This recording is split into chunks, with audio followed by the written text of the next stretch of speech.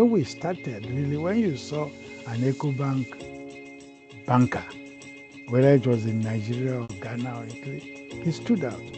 That is still so. We must push that. Avant, il n'y avait que des banques étrangères. C'était pas facile pour mener des affaires, les Africains mènent des affaires avec elles. Donc c'était beaucoup pour être proche, pour permettre à nos frères de bien vouloir trouver des facilités pour tous les problèmes de développement de leurs affaires.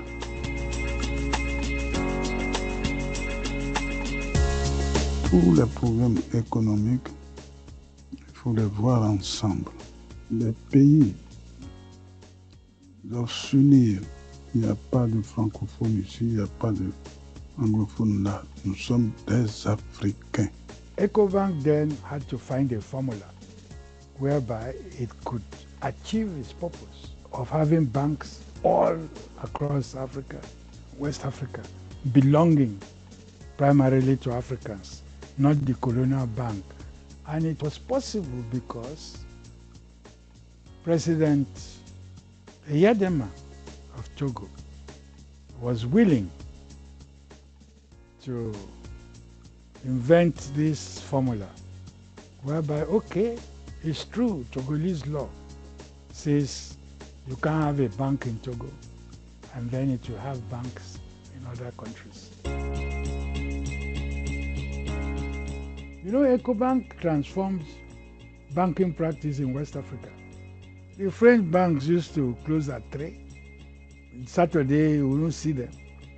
You know, but when we came, we were opening our banks, they started to. In fact, we became market leaders. My name is Sharif Ali. I'm a candidate in the EcoBank Management Development Program. My name is Wendy Orhan. My role at EcoBank is a management trainee in the EcoBank Management Development Program, and I have been at EcoBank so far for 6 months. Je m'appelle Kwamto. Je suis assistant trésorier à EcoBank Togo, en charge du FX. EcoBank, c'est une belle banque. C'est une banque qui dégage des valeurs nobles et qui s'est investie d'une mission de taille, celle d'être au cœur du développement de l'Afrique.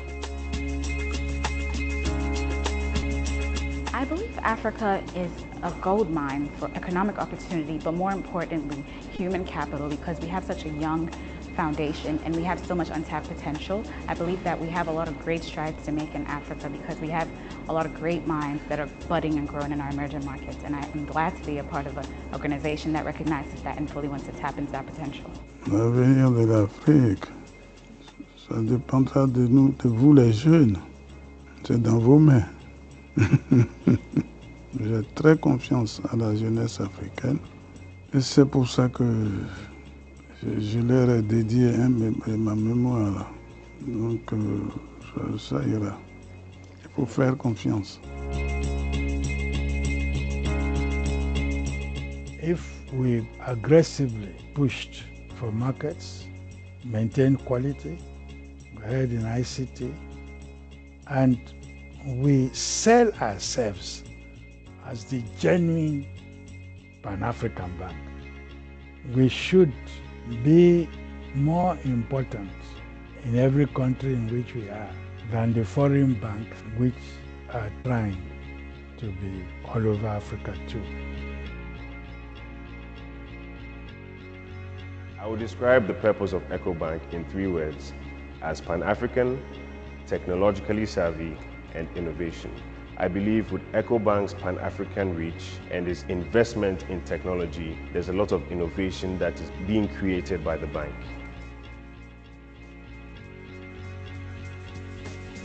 I see the future of EcoBank as a financially inclusive institution across Africa, fully integrated, delivering products and services to all our customers worldwide.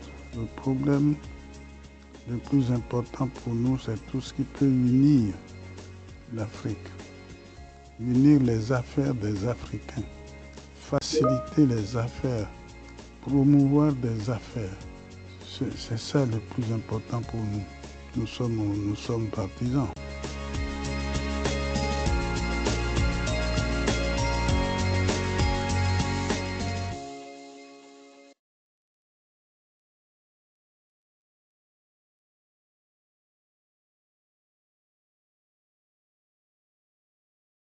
Ok.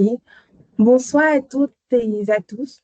Soyez les bienvenus à ce webinaire organisé par EDC Investment Corporation, la SGI du groupe EcoBank pour la zone UEMOA.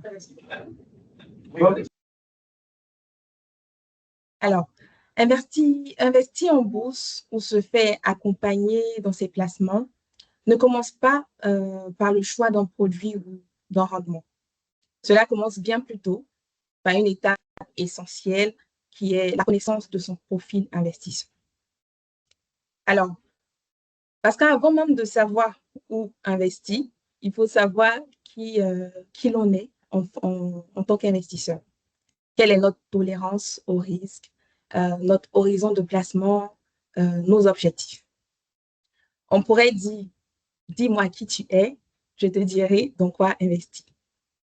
Alors, c'est dans cet esprit-là que nous avons souhaité organiser ce webinaire sur le thème suivant. Bien investi en bourse, c'est investir selon son profil. Chez EDC Investment Corporation, notre mission est d'accompagner nos clients dans la gestion de leur patrimoine, dans le développement même de ce patrimoine-là, à travers une offre complète de services, courtage, conservation de titres et gestion sous mandat. Donc, nous avons organisé ce webinaire dans cette volonté d'éducation financière, d'accompagnement sur mesure, en donnant à chacun des clés pour investir de manière réfléchie, surtout, selon son profil.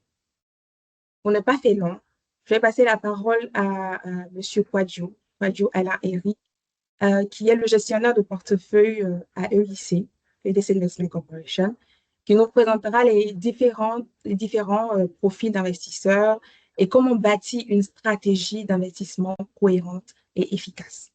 Donc, ce webinaire va s'articuler comme suit.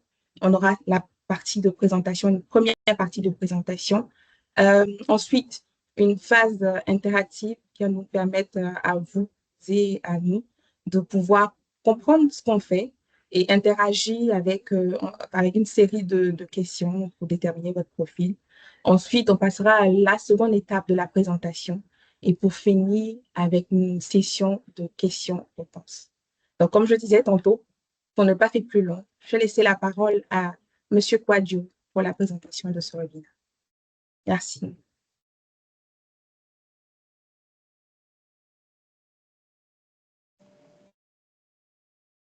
Merci Marie-Ange. Bonsoir à tous. Sur notre marché, particulièrement sur la BFM, entendons par BFM la Bourse régionale des valeurs mobilières, beaucoup pensent qu'investir en bourse, c'est avant tout chercher la performance. En réalité, la réussite en investissement ne commence pas par le marché, mais par l'investisseur lui-même. Donc, pourquoi certains dorment paisiblement malgré la baisse des marchés pendant que d'autres paniquent? La réponse se trouve dans le profil d'investissement. Donc, chaque personne a une manière différente de percevoir le risque. Une situation financière qui est propre, des objectifs qui lui sont personnels. Et comprendre cela, c'est déjà faire un pas vers une stratégie d'investissement qui est gagnante. Ce webinaire que nous allons présenter, que nous sommes en train de présenter, se veut dans un langage simple et accessible à tout le monde. Donc vous verrez qu'il y aura vraiment des thèmes très très simples qui seront utilisés pour permettre à tout le monde de comprendre, loin des thèmes académiques ou bien des thèmes consacrés qui sont un peu difficiles à cerner. Donc nous allons parcourir au cours de ce webinaire différents points. À savoir, nous allons essayer de comprendre ce qu'est le profil d'investissement. Nous allons chercher à savoir pourquoi il est essentiel, déterminer son profil de risque et enfin essayer de bâtir ensemble, construire ensemble un portefeuille en fonction des profils qu'on aura déterminés ensemble. Donc, comme on le disait tantôt, c'est vraiment dans un langage simple, loin des thèmes consacrés qui sont souvent un peu compliqués à comprendre. Donc, nous avons essayé quand même de définir le profil de façon simple. Le profil de risque, qu'on appelle aussi le profil d'investisseur, désigne un ensemble d'éléments qui permettent d'apprécier l'appétence au risque d'une personne. Plus simplement, il permet de savoir combien de risques un investisseur doit prendre pour atteindre ses objectifs. Et pourquoi le profil de risque est essentiel? Il est essentiel pour plusieurs raisons. Il guide la construction du portefeuille dans la politique d'investissement. Il a un bon profil. Un bon profil permet d'éviter en général quelques erreurs, notamment prendre trop de risques et paniquer au premier choc, ou bien être trop prudent et rater certaines opportunités.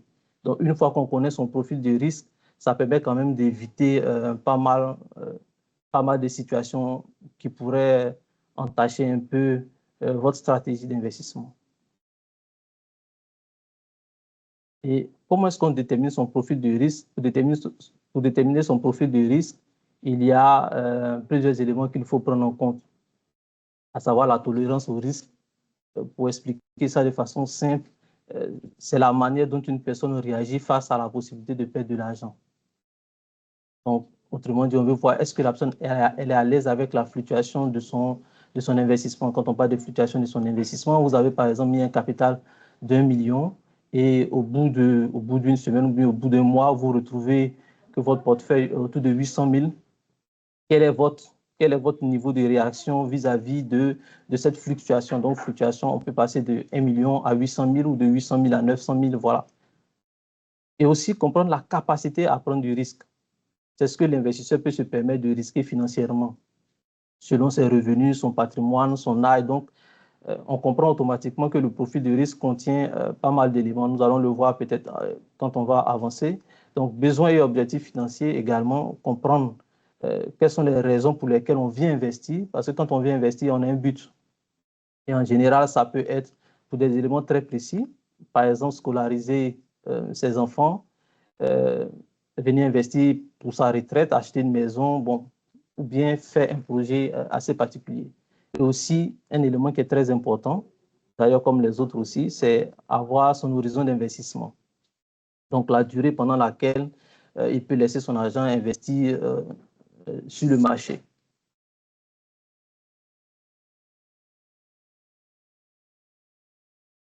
De façon pratique, nous allons essayer de déterminer le profil de risque.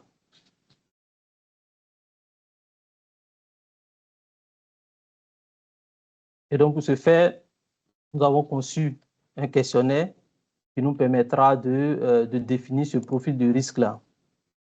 Et donc, il y a 10 questionnaires qui ont été confectionnés à cet effet. Et ces questionnaires-là englobent plusieurs éléments. Donc, vous verrez que de la question 1 à la question 6, on permet de mesurer la tolérance au risque de l'investisseur. Et de la question 4 à la question 6, par exemple, qui permet de mesurer la capacité financière de l'investisseur. Et de la question 7 à la question 9, qui permet de mesurer aussi le besoin de risque et de rendement de l'investisseur. Et enfin, la question 10, qui vient compléter les autres questions, qui permet de comprendre aussi le comportement, qui permet d'avoir une analyse comportementale de l'expérience et essentiellement ajuster l'allocation de l'investisseur. Donc, vous verrez que dans ce questionnaire qui va s'afficher tout à l'heure, vous verrez que dans ces 10 questions, on a essayé de faire plus simple, c'est-à-dire que chaque question, vous avez 3 réponses, la réponse A, B, C pour chaque question. Donc, à chaque réponse est attribué un score. Et ce score, par exemple, la question A de toutes les questions, la réponse A, c'est un faible niveau d'appétit. Et on a la réponse B, par exemple, qui donne 2 points, qui montre un niveau modéré. On a la réponse 3, qui montre un niveau beaucoup plus élevé. Donc, vous voyez le QR code s'afficher sur votre écran. Vous allez déjà scanner le QR code. Ça vous permettra de répondre aux différentes questions. Et ensemble, On va essayer de déterminer un profil et voir par la suite comment donner une allocation à ce profil-là.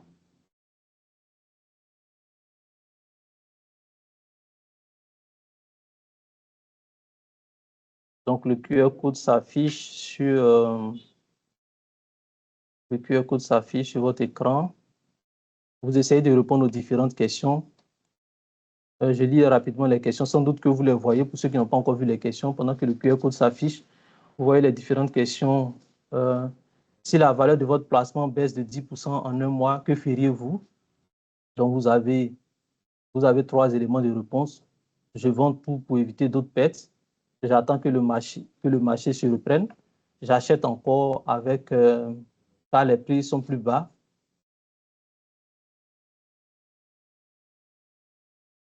La deuxième question, c'est comment réagissez-vous face à l'idée de perdre temporairement de l'argent pour espérer un meilleur rendement? Donc, vous avez 3 éléments de réponse. Cela me stresse beaucoup. Cela me gêne un peu.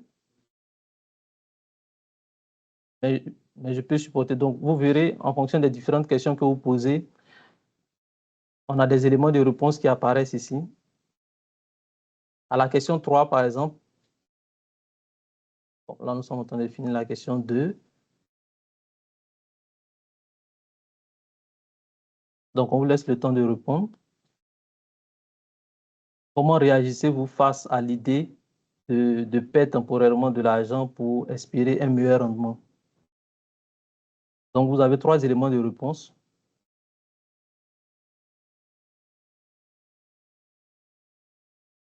Cela me stresse beaucoup, cela me gêne un peu, je peux le supporter. Et puis le dernier élément de réponse, cela ne me dérange pas si le potentiel de gain est élevé.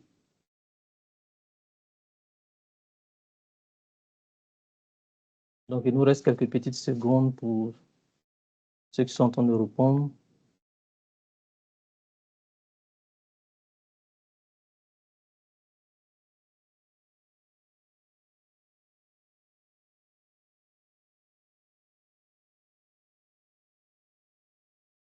Okay. Donc, nous constatons que pour la deuxième question, la majorité a répondu « Cela me gêne un peu, mais je peux le supporter ». On va passer à la troisième question.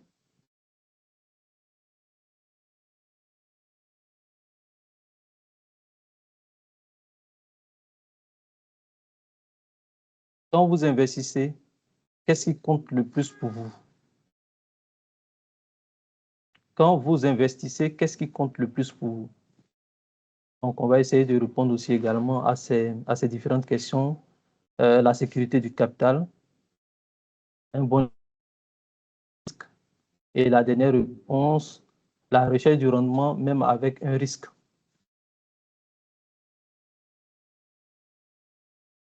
Donc, en général, quand on répond la sécurité du capital, c'est que vous ne voulez pas voir votre niveau de capital baisser fortement.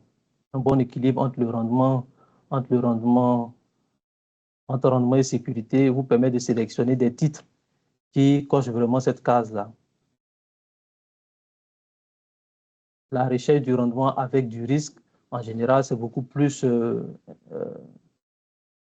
les titres qui sont les investissements qui ont été réalisés sur des actions qui sont par essence beaucoup plus risquées.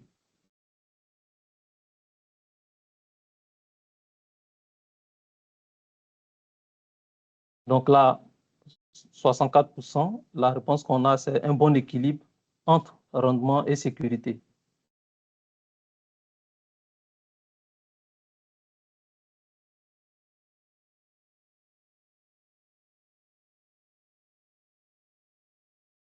On passe à la question 4. Quel est votre horizon d'investissement principal? Donc, si vous vous souvenez, tout à l'heure, on a parlé de certains éléments, de comment déterminer son profil. On avait parlé de l'horizon d'investissement qui était assez important et qui signifie la durée pendant laquelle il peut laisser son argent investi avant d'en avoir besoin. Donc, sur ce sens-là, il y a différents éléments de réponse. les réponses qui s'affichent. On a moins de 3 ans. On a entre 3 et 7 ans, plus de 7 ans.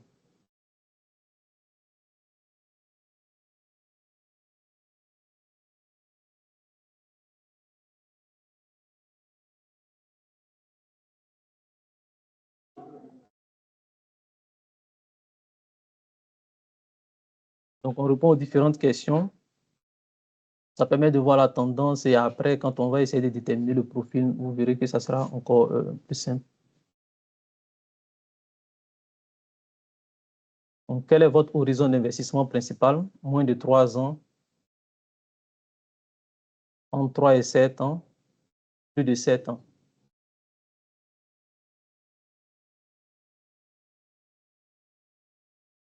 En général, moins de 3 ans, c'est pour ceux qui sont beaucoup plus prudents. Puisque quand on investit, l'investissement comporte un risque. Donc, mieux vous réduisez le temps. Donc, on a 49% de personnes qui estiment que leur horizon d'investissement est entre 3 et 7 ans.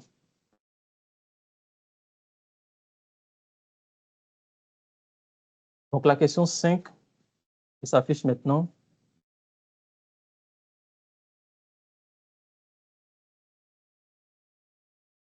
Quelle part de vos revenus mensuels pouvez-vous investir sans impacter vos dépenses essentielles? On a les éléments de réponse en moins de 10%, entre 10% et 25%, plus de 25%.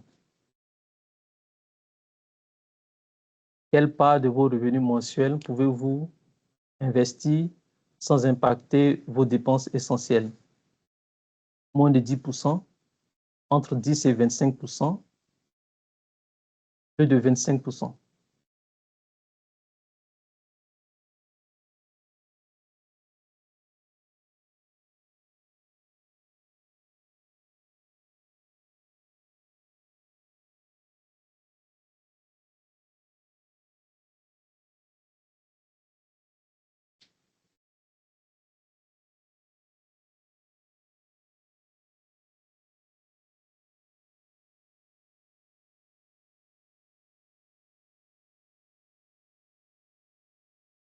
Donc, on retient que entre 10 et 25%. Alors, nous passons à la 6e question. Je tiens à rappeler que nous avons 10 questions. Si vos investissements perdaient de la valeur, auriez-vous d'autres sources de revenus pour maintenir votre niveau de vie? Donc, les éléments de réponse: non, mes revenus sont limités. Oui, partiellement. Oui, j'ai plusieurs sources de revenus. En fait, toutes ces questions-là permettent quand même de calibrer votre profil et vous permettent de mieux construire votre portefeuille.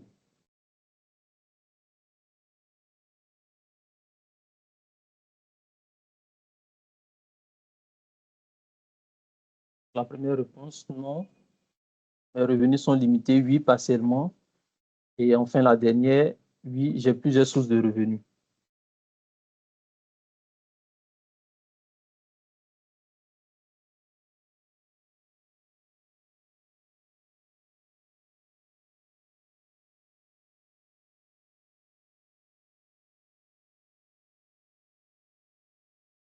Donc, on retient oui partiellement pour l'ensemble des questions, l'ensemble des réponses, disons.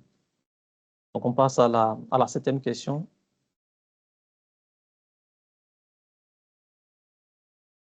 Quel est votre objectif principal en investissement? Quel est votre objectif principal en investissement?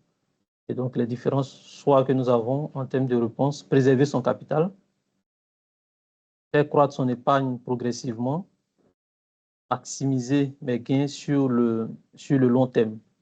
Et comme on le disait tantôt, quand on vient investir, on a un objectif bien précis.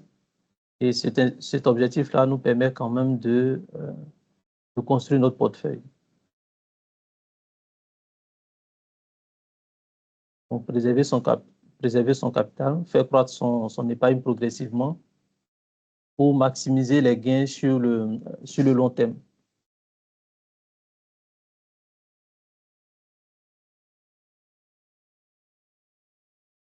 Donc, plus vous recherchez à préserver votre capital, on sent là où votre profil devrait tendre. Ça peut être un profil pour celui qui veut préserver son capital. C'est comme s'il essaie de cocher la case du profil qui est beaucoup plus prudent. Donc, ce qu'on retient, c'est maximiser mes gains sur le long terme. Cette question. Donc, la 8e question, quel rendement espérez-vous sur vos investissements à long terme? Donc, la question s'affiche.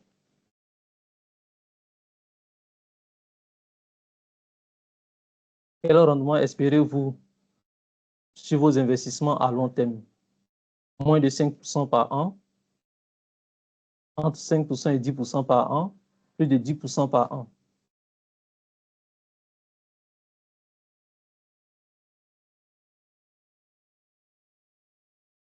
Quel rendement espérez-vous sur vos investissements à long terme? Moins de 5% par an, entre 5 et 10% par an, plus de 10% par an.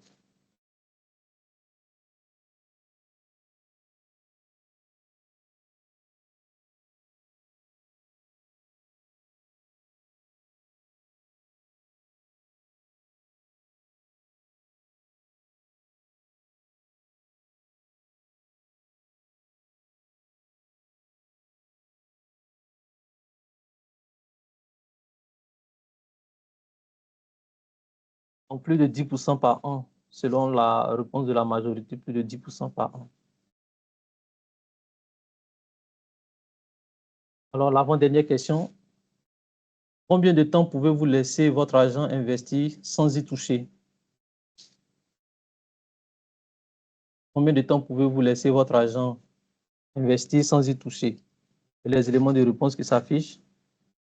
Moins de 2 ans, entre 2 et 5 ans, plus de 5 ans.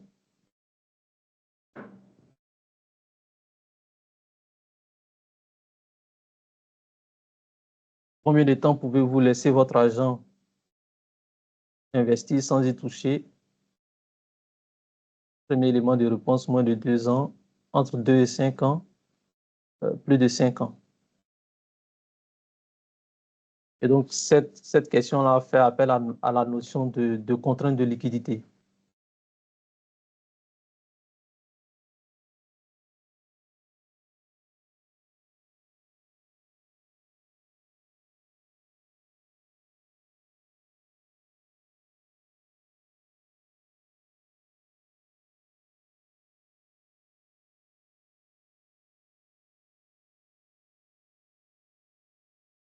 Donc, entre 2 et 5 ans, selon la réponse de la majorité, entre 2 et 5 ans. Enfin, la dernière question.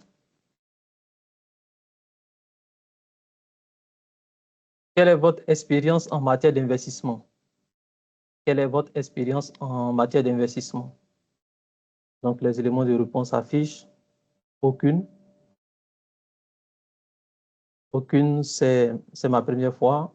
Le B, j'ai déjà investi dans des produits simples. Et le C, j'ai investi déjà dans des actions, des obligations d'entreprise.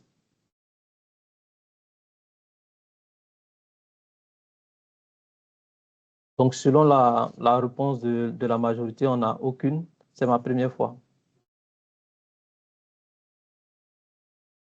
Donc, avec tous ces questionnaires que nous avons vus tout à l'heure, tous ces éléments-là permettent d'avoir une certaine vue, de comprendre.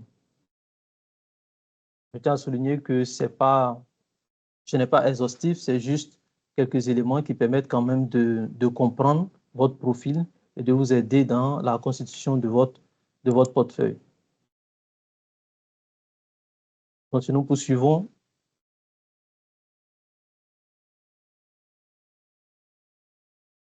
À partir du moment où on a essayé de cerner le profil qui est en face de nous, il revient maintenant de construire le portefeuille selon le profil qu'on aura déjà déterminé.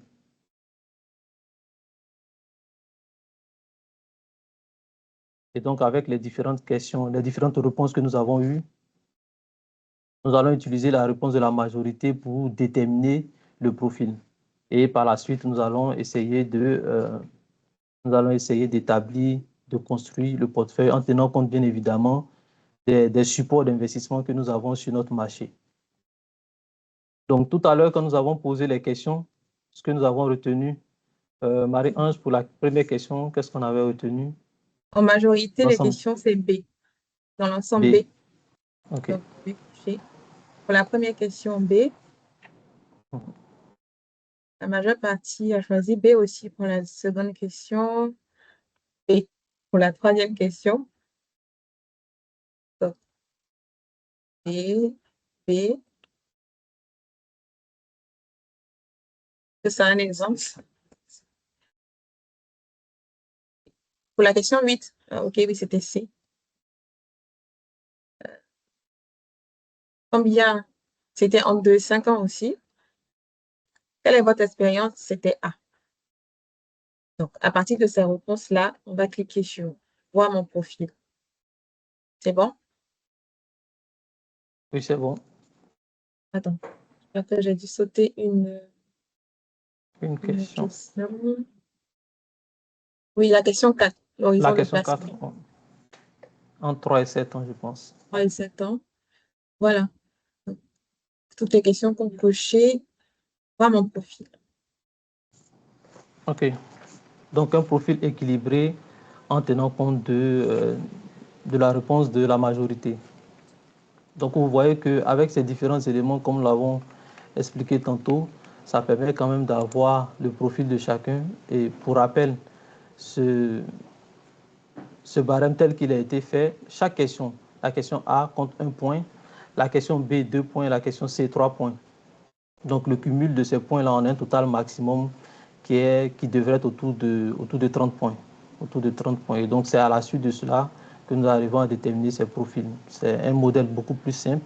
Donc, en 10 et 15 points, on a un profil prudent. Entre 16 et 22 points, on a un profil équilibré. Entre 23 et 30 points, on a un profil risqué. Donc, sur la base de ce profil-là, nous allons poursuivre. On connaît déjà notre profil, on le garde juste en tête. Nous allons le voir par la suite. Donc, une fois qu'on a déterminé le profil, on va essayer de construire le portefeuille. On va essayer de construire son portefeuille en tenant compte bien évidemment de son profil. Mais pour construire son portefeuille, il faut connaître les supports sur lesquels on peut investir. Parce que les supports au niveau de notre zone UEMOA ici sont différents des supports. Bon, il y a quelques éléments il y a des supports qui sont différents d'une région à une autre. Donc, si nous prenons le cas de la BFM, nous avons deux titres financiers. Nous avons les actions et les obligations. Et puis, bon, souvent aussi, nous avons ce qu'on appelle les droits. Mais pour faire plus simple, nous allons nous limiter aux actions et aux obligations. Les actions, comme on le sait, pour définir de façon simple, et comme on l'a dit, ce webinaire se veut dans un langage beaucoup simple et compréhensible à tous. Les actions, c'est une partie d'une compagnie, assez simple. C'est une partie d'une compagnie. Et comment est-ce qu'on arrive à se faire de l'argent sur une action, soit par les dividendes, soit par les plus-values, et bon, on peut perdre aussi à travers des moins-values. Donc, les dividendes, c'est quoi? C'est la part du bénéfice net qui est distribuée aux actionnaires. La plus-value, il s'agit d'une appréciation à la hausse de son prix d'achat, par rapport à son prix d'achat. Donc, si on sent que la valeur a augmenté, on parle de plus-value. Si la valeur a baissé, dans ce sens-là, on parle de moins-value. En général, la plus-value ou la moins-value intervient lorsque nous faisons les ventes. Quand nous faisons une vente, on dit qu'on a réalisé notre plus-value.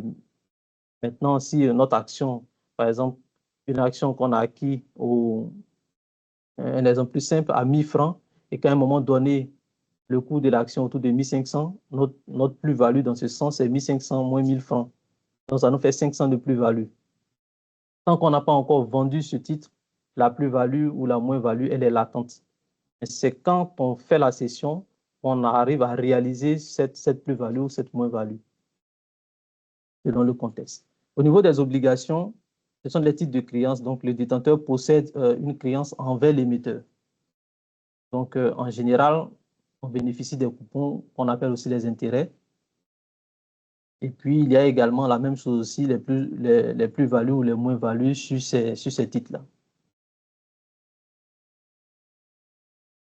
Une fois que ces supports-là sont connus, c'est sur la base de ces supports-là que nous allons essayer de construire son portefeuille. Donc, pour construire son portefeuille, comme on l'a vu tout à l'heure, on a pris un exemple vraiment très simple. À partir de ces différents profils que nous voyons s'afficher, c'est-à-dire les profils prudents, équilibrés ou risqués, on peut bâtir pas mal de profils. Il y a des profils intermédiaires, mais nous avons essayé de prendre, pour faire plus simple, comme on l'a dit, ces 3 bornes-là, c'est-à-dire un profil qui fait 100% action, un profil qui fait 100% obligation et un profil qui est centré, qui fait 50-50. Maintenant, indépendamment de la SGI ou de... Voilà, il y a des noms qui peuvent différencier. Donc, ce qu'on retient au niveau du profil prudent, en général, le souhait, c'est la protection de son capital sur une période assez limitée. Et comme on l'a dit, quand on investit, l'investissement est un risque, c'est prendre un risque. Donc, plus l'investissement est long, la période elle est longue, c'est-à-dire qu'on est prêt à supporter le risque là sur une longue période. Donc, en général, pour le profil prudent, il réalise ses investissements sur une période qui est relativement courte, en général. Et dans ce sens-là, le risque, il est faible, toléré et avec une capacité au risque qui est vraiment, comme on le disait tantôt, tolérée. L'inconvénient dans cette histoire, c'est que la croissance du capital est limitée et constitue un critère aussi qui est assez secondaire. Quand on prend le profil équilibré, qui est composé à 50% d'obligations et 50% d'actions, en général, le souhait, c'est que l'investisseur recherche vraiment s'inscrire dans une politique de croissance de son investissement sur une période relativement beaucoup plus longue que le profil prudent. Et le risque, au niveau du profil équilibré, c'est sa tolérance et sa capacité au risque, en général, c'est modéré.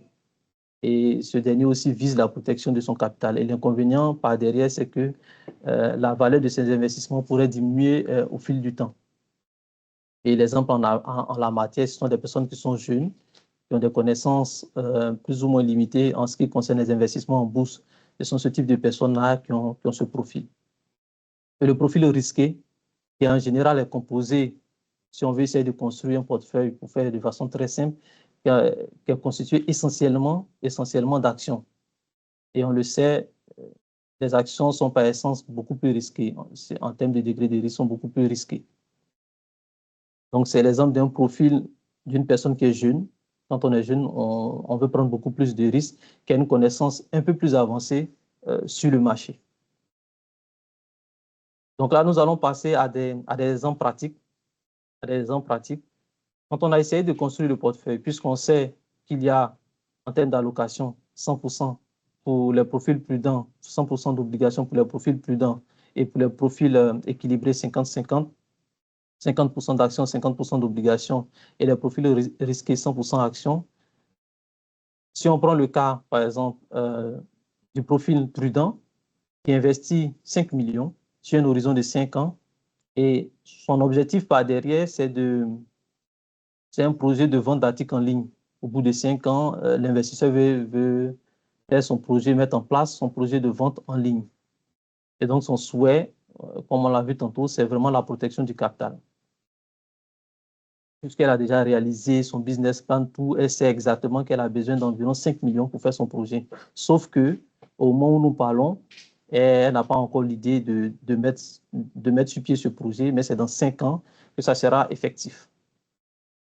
Donc, quelques critères qui peuvent aider à la sélection des obligations, c'est vraiment des critères qui, ce n'est pas exhaustif, mais c'est juste donner quelques éléments qui vont faciliter la prise de décision ou la sélection de ces titres-là. Donc, il faut naturellement choisir des obligations avec des maturités relativement courtes. En général, on prend maturité courte autour de 5 ans et avec un taux d'intérêt. Et là, ça va dépendre vraiment de la configuration du marché. C'est vraiment à titre indicatif, autour de 6%. Et aussi, pour ceux qui veulent aller plus loin, on peut tenir compte de la notation financière. Et pour ce type de profil, il serait plus intéressant d'investir, par exemple, dans les obligations d'État. C'est moins risqué que les obligations des entreprises. Et si, de façon concrète, on a choisi une obligation en tenant compte de ces différents critères-là, on a choisi cette obligation, quand on réalise l'investissement, ce qui peut se passer, c'est qu'au bout des 5 ans, comme revenu que la personne aura, la personne aura autour de 1 500 000 comme revenu au bout de ces 5 ans-là.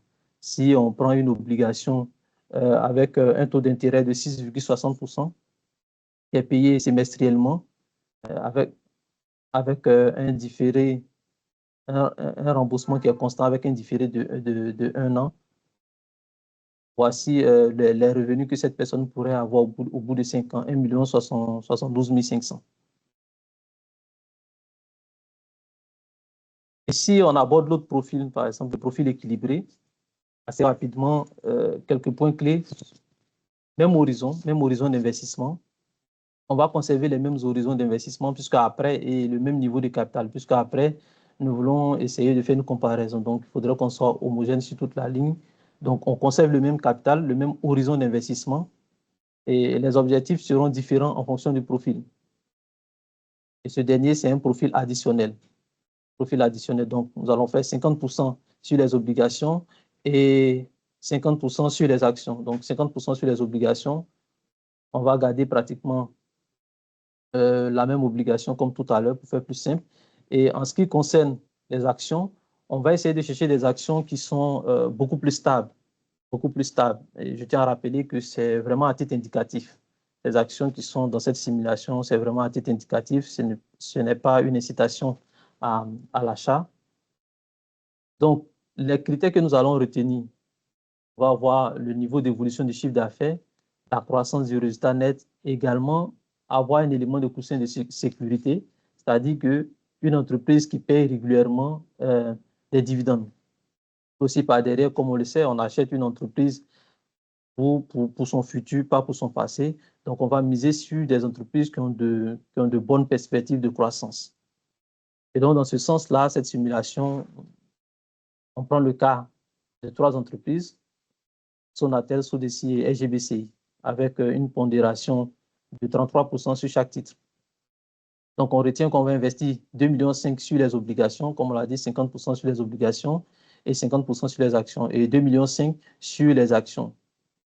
Donc, on retient qu'au bout du temps, au bout de la période, sur les actions, on a pu réaliser un profil, un revenu de 3 956 006 francs, et sur les obligations, 536 250 francs CFA, ce qui revient un total de 4 492 256 francs. Donc, on a un retour sur investissement.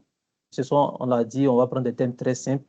Au lieu de parler de performance, donc, on parle de retour sur investissement assez simple. C'est-à-dire, vous avez investi combien, vous avez eu combien. On fait un rapport assez rapidement. Ça vous permet d'avoir votre retour sur investissement. Un retour sur investissement de 90%. Et si on prend le dernier profil risqué, qui est essentiellement constitué d'actions, on voit ici que sur ce profil, on garde toujours les mêmes critères, 5 millions investis sur un horizon de 5 ans. Les éléments qui vont nous guider ici, quelques critères pour sélectionner ces titres-là, on va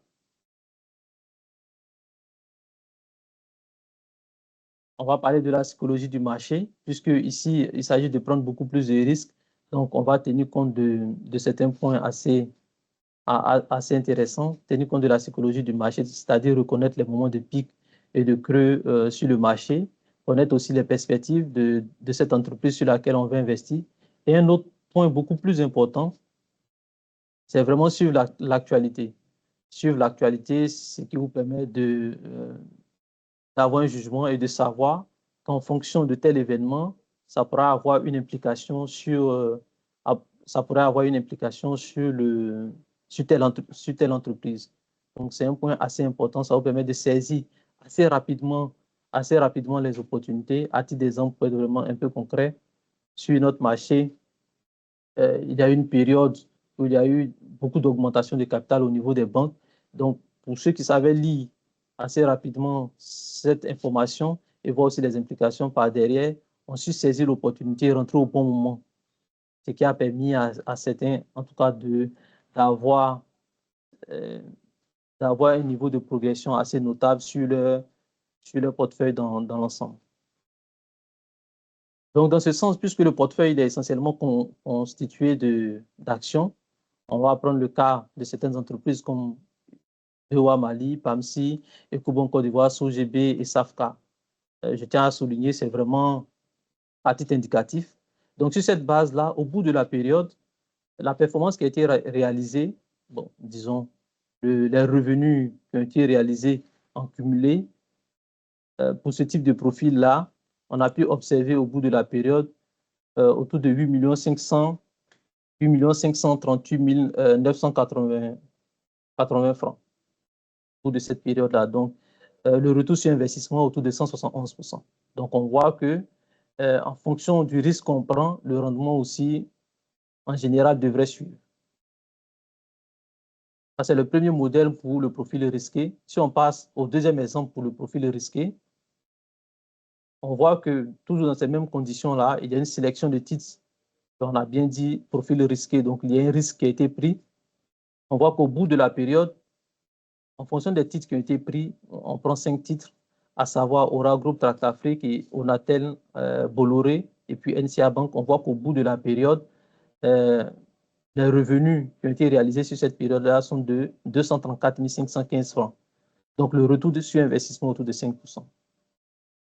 Donc, en fonction du profil, c'est ce qu'on va voir en résumé.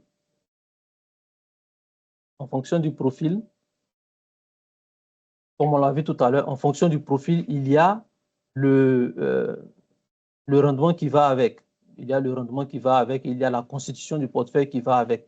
Et comme on l'a retenu, sur un profil prudent, dans les mêmes conditions, sur la même période pratiquement, pour le même niveau de capital, sur le même horizon d'investissement, on a réalisé un revenu de 1,7 million, de 1,72 million pour le profil prudent équilibré, un profil de 4 492 000, soit un retour sur investissement de 90%. Pour le profil risqué, premier modèle qu'on a essayé de faire, on a un retour sur investissement de 171%, et pour le deuxième de 5%. Donc, pour dire qu'en fonction de votre profil, on peut construire le portefeuille et essayer par derrière de dégager, de mettre les éléments nécessaires qu'il faut pour permettre d'aligner vos attentes à tout ce qui est support qui existe, qui vous permettrait vraiment d'avoir les niveaux de performance que vous recherchez. Donc, ce qu'on retient, comme on l'a dit, pour faire vraiment rendre cette partie beaucoup plus simple et accessible, ce qu'on retient, c'est que bien investir, c'est se connaître soi-même, ce qui est assez important avant de choisir un produit. Et le profil de risque aussi, c'est vraiment votre boussole financière qui permettra de savoir comment on pourra facilement vous accompagner. Aussi, il faut adopter une stratégie qui respecte vos objectifs, vos moyens et votre tranquillité d'esprit.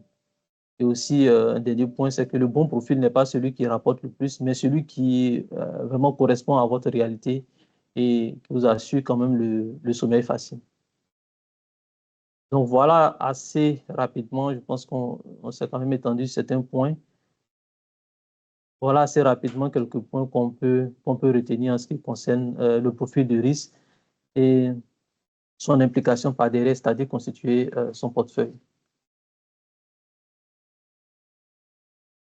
Je resterai disponible pour les différentes questions. Merci, M. Kwadjo, pour la présentation. C'est vrai que le temps est un peu imparti, mais on va prendre quelques questions.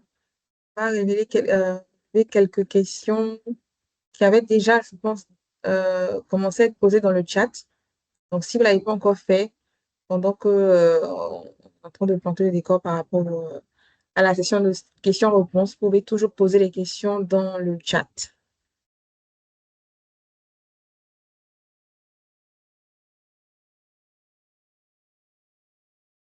D'accord.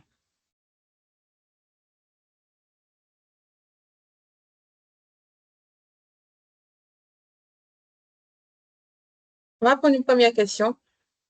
Que faut-il donc pour maximiser ses gains lorsqu'on a un profil risqué ou agressif? Que faut-il donc pour maximiser ses gains lorsqu'on a un profil risqué ou agressif? Donc, c'est une question à deux volets.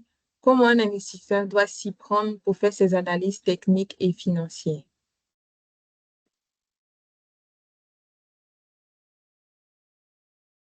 Alors donc, je commence par la dernière. Comment un investisseur doit s'y prendre pour faire ses analyses techniques et financières? Bon, pour faire d'abord une analyse, il faut avoir un certain niveau de connaissance. Donc, ce qui implique quand même une formation par derrière. Donc, il faut se former. C'est la première des choses, il faut se former. Donc, quand on est formé, on sait comment apprécier l'utilisation des indicateurs techniques pour saisir des opportunités en tenant compte de la psychologie du marché. Et aussi, quand on est formé, on sait comment apprécier les états financiers qui permettent par derrière aussi de, euh, de faire la valorisation qu'il faut pour pouvoir déterminer, si vous voulez, le prix cible d'une action. Et puis, l'autre point de votre question, j'ai pas bien retenu. OK, comment un investisseur doit s'y prendre pour faire ses analyses techniques? Je pense que c'est la réponse là. Que faut-il donc faire pour maximiser ses gains lorsqu'on a un profil risqué ou agressif? C'est ça. Alors, quand on a un profil risqué ou agressif, comment on fait pour maximiser ses gains? Une fois que le portefeuille est constitué, comme on le sait, vous avez déterminé votre profil, vous faites bien de souligner ce point, vous avez déterminé votre profil. Alors, l'un des points qui est assez intéressant, c'est que quand vous êtes sur vous avez un objectif bien précis en général. Pour ceux qui font l'investissement en direct, vous avez un objectif bien précis. Si vous êtes rentré sur un titre, soit on vous a donné un prix cible, quand vous atteignez le prix cible, en fonction des informations qui arrivent sur cette entreprise, et comme on l'a dit, on achète une entreprise par rapport à ses perspectives, par rapport à son futur. Donc, une fois que vous voyez que l'élément, le mobile qui vous a poussé à rentrer sur le titre, par exemple, si c'est un prix cible, on prend un cas très, très précis, si le prix cible est à 1000 francs, que le coût il est à 800, une fois que vous atteignez les 1000 francs, c'est à vous maintenant de faire un arbitrage. S'il y a de nouvelles informations qui viennent vous conforter dans votre position, vous pouvez toujours rester sur cette position. Mais si vous voyez qu'en fonction des analyses qui ont été réalisées par derrière, vous avez atteint le niveau de prix cible, il est recommandé en général de sortir parce que c'est sur la base des informations qui étaient disponibles que ce pricing a été fait. Donc, une fois qu'on atteint ce target-là, en général, la décision est claire, c'est de sortir progressivement. Et aussi, c'est contenu dans un horizon. Les principes qui sont donnés sont contenus dans un horizon. Donc, ça vous permet d'apprécier. Si on vous a dit que c'est sur un horizon de 1 mois ou bien de 2 ans, 3 ans, une fois que ça atteint, voilà, il faut prendre la décision de réduire la position en général. OK, merci, M. Padu. On va prendre une autre question. Au-delà de connaître son profil d'investisseur, quel autre facteur est déterminant pour réussir en bourse? Au-delà de connaître son profil investisseur, quel autre facteur est déterminant pour investir en bourse, pour réussir son investissement? Oui, au-delà de ça, comme on l'a dit, il faut trouver, nous essayons d'utiliser des thèmes très simples. Au-delà d'avoir son profil, il faut vraiment suivre un peu aussi l'actualité. L'actualité qui vous permettrait de comprendre que vous êtes par exemple sur un titre.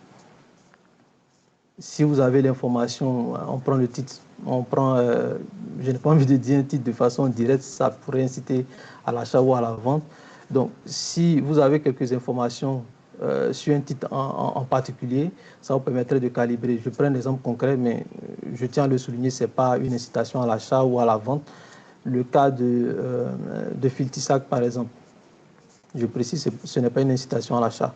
Le cas de Filtisac, vous savez qu'en général, dans le cœur de métier de Filtisac, c'est pour ensaquer tout ce qui est produit agricole, en particulier le café, le cacao. Donc, si vous avez l'information, par exemple, de la croissance de la production du cacao en Côte d'Ivoire ou bien du café en Côte d'Ivoire, c'est un indicateur déjà qui vous parle, qui vous permet aussi d'apprécier, qui vous facilite la prise de décision. Voilà. C'est un exemple, je vais dire, beaucoup plus pratique que je vous donne.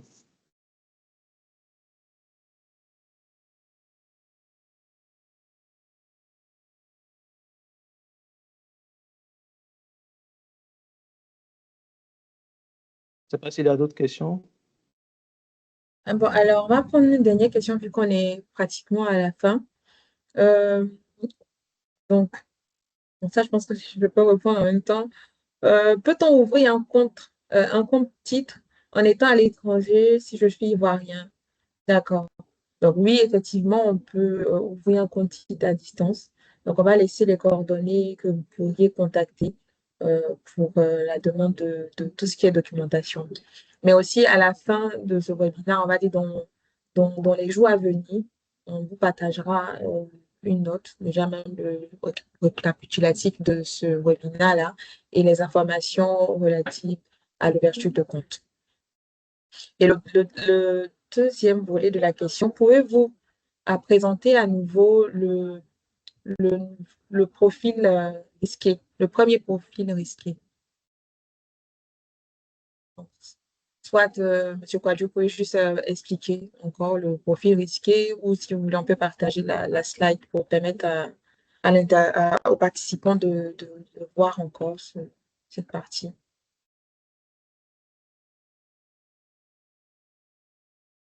Ah, je parlais, j'étais en mute. Partagez déjà la slide. Je ne sais pas quel est le point précis qu'il veut souligner ou bien s'il veut faire une capture d'écran, je ne sais pas. Mais ce qu'il faut, voilà, ce qu'il faut retenir pour le profil risqué, il faut tenir compte de pas mal d'éléments avant de sélectionner son titre. Bon, on sait déjà que c'est composé à 100% d'actions. Donc, 100% d'actions sur le marché, nous avons 47 entreprises cotées. Donc, dans les 47 entreprises cotées, vous n'allez pas mettre toutes les entreprises dans votre portefeuille. Ça sera difficile pour vous en termes de suivi. Ça sera extrêmement difficile de suivre 47 entreprises en même temps. Donc, en général, ce qui est recommandé, je ne dis pas que c'est tout le temps, ce qui est recommandé, c'est d'avoir 5-7 lignes dans son portefeuille et puis le reste, ça facilite le suivi. Par contre, quand on a plusieurs lignes dans le portefeuille, c'est un peu difficile. C'est un peu difficile de vérifier toutes les informations en même temps. Et ça fait que vous êtes trop éparpillé. Dans le cas du profil risqué, bon, je suppose que celui qui a posé la question, c'est plus avoir quelques éléments de précision sur ce profil-là. Donc, dans le cas de ce profil-là, il faut vraiment tenir compte de certains points comme l'actualité, qui est assez importante. Il faut vraiment suivre l'actualité. Quand vous choisissez un titre, il faut comprendre pourquoi est-ce que vous investissez dans ce titre-là. Et savoir quels sont les éléments qui permettent à ce titre-là d'avoir des niveaux de revenus assez intéressants. C'est assez important. Et comme on a pris le cas de Filtisac, par exemple, si vous savez que la production de cacao a augmenté, normalement, le chiffre d'affaires devrait suivre. Il y a aussi une autre entreprise, c'est le cas de CRV. Quand vous regardez le chiffre d'affaires de CRV, c'est fortement corrélé à tout ce qui est trafic aérien. Donc, ça vous permet de savoir si le niveau de trafic aérien a beaucoup bougé.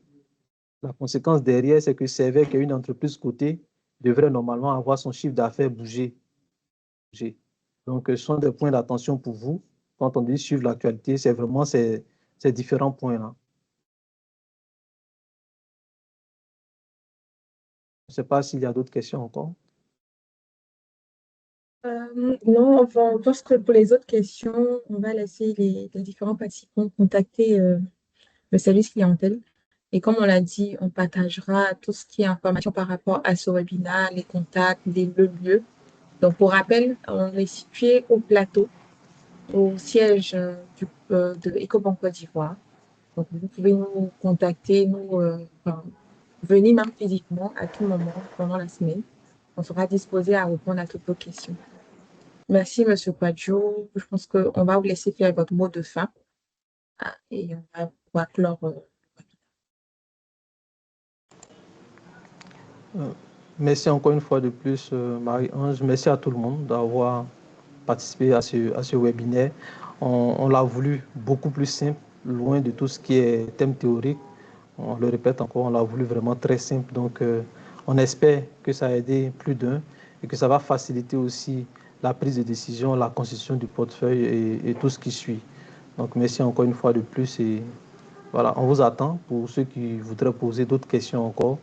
Les contacts seront disponibles, donc vous pourrez adresser vos différentes requêtes et nous nous chargerons de répondre à ces requêtes-là. Merci encore.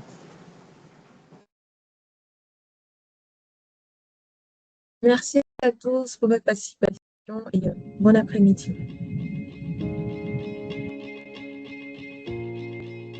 When we started, really, when you saw an EcoBank banker, whether it was in Nigeria or Ghana or Italy, he stood out.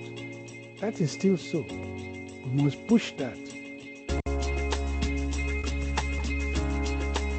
Avant, il n'y avait que des banques étrangères. C'était pas facile pour mener des affaires, les Africains mènent des affaires avec elles. Donc c'était beaucoup pour être proche, pour permettre à nos frères de bien vouloir trouver des facilités pour tous les problèmes de développement de leurs affaires.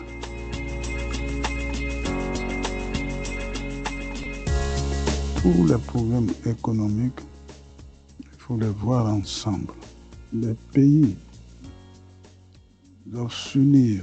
Il n'y a pas de francophone ici, il n'y a pas d'anglophone là. Nous sommes des Africains.